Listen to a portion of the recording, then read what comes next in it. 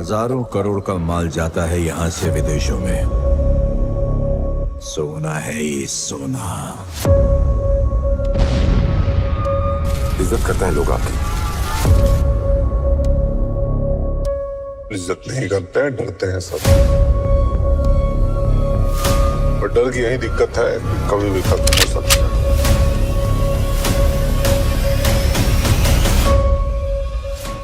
1965 में सहारनपुर के एक छोटे से गांव में रह रही बबीता देवी ने अपने गाय के टैटू बनवाया ताकि वो उसके पड़ोसी की गाय से ना मिल जाए।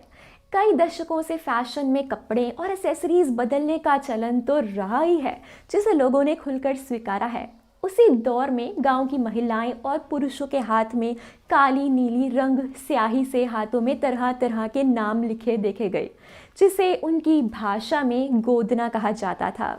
पहले स्याही नहीं होते थे तो काले नीले जो खाने में प्रयोग होते थे उन्हें अच्छी तरह से भूना जाता था और फिर उनका लौंदा या आम भाषा में कहें तो लई बनाकर जलाया जाता था। जलने पर निकलने वाली स्याही को रख दिया जाता था और पुरुषों की मनचाही मांग पर नुकीली सुई से स्याही में डुबोकर नाम व विशेष प्रकार की आकृति या डिजाइन बना देती थी। पहले की महिलाएं अक्सर पहचान के रूप में अपना और अपने पति का नाम गुदवाती थी। धीरे धीरे इस गांव के गोदने ने शहर के टैटू की शक्ल कब ली पता ही नहीं चला।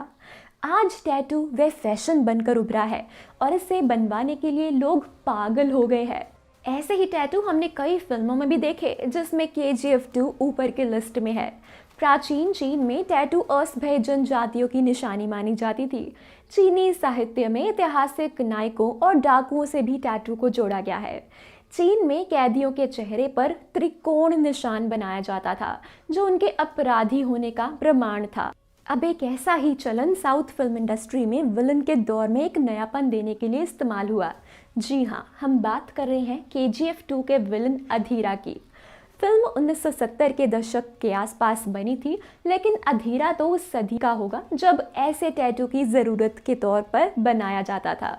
अधीरा के कपड़े से लेकर उसकी चोटी तक उस टाइम पीरियड के अकॉर्डिंग थी।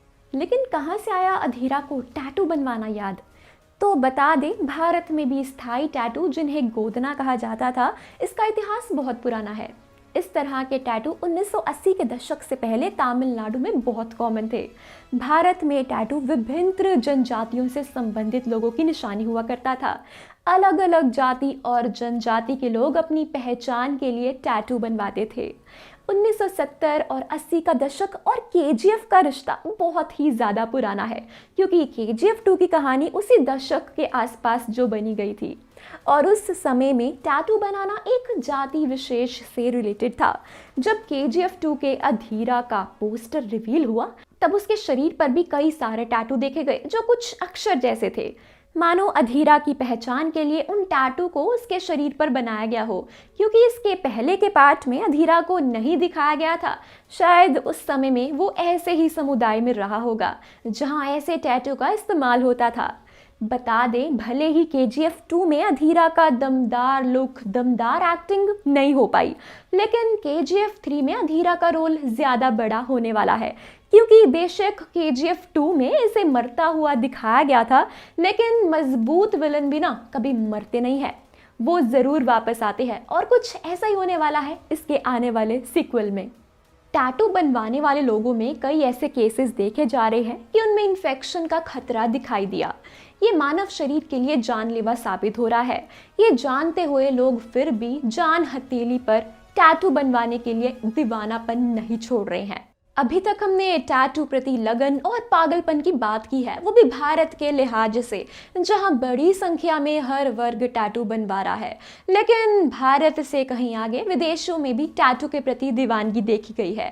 क्या बच्चे, क्या बूढ़े और क्या नौजवान, यहाँ तक कि महिलाओं की टैटू के प्रति दीवानगी देखते ही बनती है। जापान, अमेरिका, ब्रिटेन, चीन, जर्मनी, शायद ही कोई ऐसा मुल्क होगा जहाँ टैटू को टैबू माना जाता है। अफ्रीकी देशों में तो टैटू ने अलग ही पहचान बना ली है। अफ्रीका के छोटे छोटे देशों में लोगों का शरीर कपड़े की बजाय टैटू से ढका होता है। अब टैटू का ये हाल है कि दुनिया के 193 देश भी इससे अछूते नहीं रहे। हर देश में इलेक्ट्रिक मशीन के जरिए टैटू बनाए जा रहे हैं। टैटू ने रोजगार का एक नया अवसर बना दिया है, जिससे लोग लाखों रुपए कमा रहे हैं। ऐसे में आपके पास भी अवसर है कि अगर आप टैटू के फील्ड में अपना करियर बनाना चाहते हैं तो आपको टैटू बनाना सीखना होगा। इसके बाद आप खुद की शॉप खोल सकते हैं। वैसे तो आप अपनी इच्छा और बजट के अनुसार कोई भी कैसा भी टैटू बनवा सकते हैं, लेकिन आजकल के टैटू बताते हैं कि जिंदगी जीना अभी भी बाकी है। टैटू आजकल एक आम बात हो गई है। कोई भी किसी भी भाषा में किसी भी विशेष चिन्ह के साथ टैटू को बनवाते हैं। साथ ही अपने दिल की बात टैटू के सहारे कहने का चलन आजकल के दौर में काफ़ी ज़्यादा विशेष है। हम इसे फैशन कह सकते हैं। युवा पीढ़ी के लिए तो ये एक नशा सा ही बन गया है, लेकिन टैटू का जो इतिहास है वो सदियों पुराना है। आज तो फैशन है, बट पहले ये एक प्रथा थी, एक ज़रूरत थी। आपको क्या लगता है, अधीरा का जादू 3rd चैप्टर में चलेगा या नहीं? हमें कमेंट बॉक्स में ज़रूर बताएं। और बाकी वीडियोस के लिए बने रहिए, देखते रहिए बॉलीग्राड स्टूडियोज।